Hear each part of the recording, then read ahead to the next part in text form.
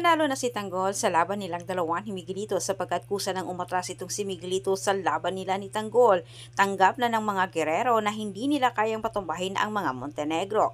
Ngunit lahat ng ito ay palabas lamang ni Miguelito upang sa ganitong paraan umano ay maibalik sa kanila ang tiwala ng mga tao. Subalit kinakabahan naman itong si Jackie dahil sa sunod-sunod umanong kapalpakang ginawa ni Miguelito, lalo umanong napapalayo ang loob ni Roberto kay Miguelito at hindi malayong malaman umano na hindi Guerrero si Miguelito.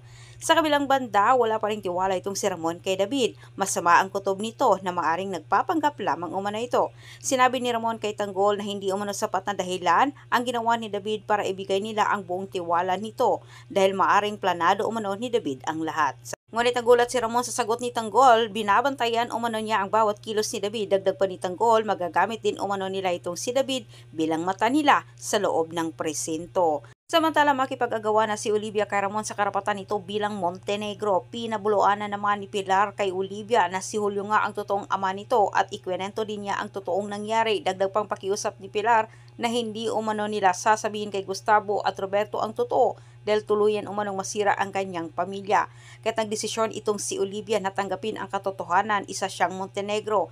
Nabalitaan kaagad nila Tanggol at Ramon ang pag-atras kuno ni Miguelito, ngunit duda pa rin itong si Ramon at palagay nito palabas lamang umano ito ng mga Guerrero. Sinabi ni Ramon na hindi pa rin umano sila dapat magkampante.